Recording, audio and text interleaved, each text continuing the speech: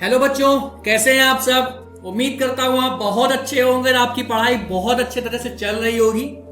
आज से हम लोग स्टार्ट करने वाले हैं ज्योग्राफी का चैप्टर नंबर 1, जिसका नाम है रिसोर्स एंड डेवलपमेंट। आपके एग्जामिनेशन में इससे क्वेश्चन बनते हैं, कई बार लॉन्ग और शॉर्ट क्वेश्चन इससे पूछे गए हैं। और इस चैप्टर को समझना इसलिए भी जरूरी है क्योंकि रिसोर्स वर्ड आपके पूरी क्लास 10th ज्योग्राफी में बार बार आने वाला है। समझ के चलेंगे अच्छे से, धीरे धीरे। चलिए शुरू करते हैं बच्चों। क्या लिखा हुआ है, सबसे पहली लाइन लिखी हुई द रिसोर्स इज एनीथिंग। हम कुछ भी यूज कर रहे हैं आज के समय में, हर वो जो हमारे एनवायरमेंट में हमारी जरूरतों को, हमारी नीड्स को पूरा करने में मदद करती है, वो चीज रिसोर्स कहलाती है, सीधी और सरल भाषा में समझा जाए तो। दूसरा क्या बता रहा है यहाँ पे, it should be easy to use with the technology. जो भी रिसोर्स या जो भी चीजें हमको मिल रही हैं जो हमारी जरूरतों को पूरा कर रही हैं, हमारे पास वो टेक्नोलॉजी होनी चाहिए उनको प्रयोग में लेने के लिए। अफोर्डेबल, वो यानी कि वो रिसोर्स हमारे लिए अफोर्डेबल होने चाहिए और हमारे कल्चर को हमारे लिए सूटेबल होना चाहिए। जरूरी नहीं कि हर वो चीज जो रिसोर्स होती है, हर वो एनवायरमेंट में पाए जाने वाली चीज जो आपके लिए फायदेमंद हो, आपके लिए सूटेबल भी हो। ठीक है। नेक्स्ट क्या लिखा हुआ बच्चों, लिखा हुआ है पीपल आर इंपॉर्टेंट रिसोर्स।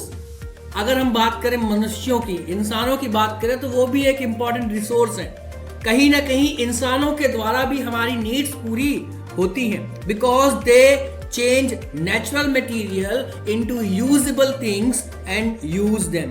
क्योंकि इंसान, मनुष्य ही वो व्यक्ति है जिसके द्वारा जो नेचुरल मटेरियल है उसको कई सारी यूजेबल थिंग्स में कन्वर्ट किया जाता है। अब थोड़ा सा आपके एनसीईआरटी में जिस प्रकार से बाइफरकेशन दिया हुआ है, दो प्रकार से आपके बेसिकली रिसोर्स होते हैं। एक होते हैं नेचुरल, दूसरा होता है ह्यूमन। नेचुरल में बच्चों दो प्रकार टाइप दिए हुए हैं, एक होता है रिन्यूएबल और दूसरा होता है नॉन रिन्यूएबल। ठीक है। रिन्यूएबल वो चीजें जो हम रेगुलरली बार बार प्राप्त कर सकते हैं, नॉन रिन्यूएबल वो चीजें जिनको हम प्राप्त द्वारा नहीं कर सकते हैं। आगे क्या लिखा हो बच्चों, इसमें भी कई सारे आपके सब बाइफरकेशन देखने को मिलेंगे।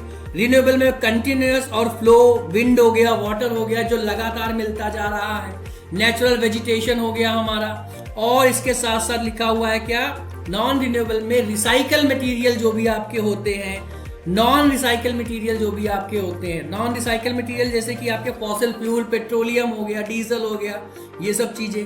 रिसाइकल मतलब क्या, जैसे कि आप प्लास्टिक को रिसाइकिल कर सकते हो, आयरन को रिसाइकिल कर सकते हो, ये सब चीजें। और ह्यूमन के द्वारा कौन कौन सी चीजें बनाई जाती हैं, स्ट्रक्चर्स बनाए जाते हैं, इंस्टीट्यूशन बनाए जाते हैं, स्कूल्स बनाए जा रहे हैं, घर बनाए जा रहे हैं, ये सब ह्यूमंस बना रहे हैं हमारे लिए, जिनसे हमारी नीड पूरी हो रही है।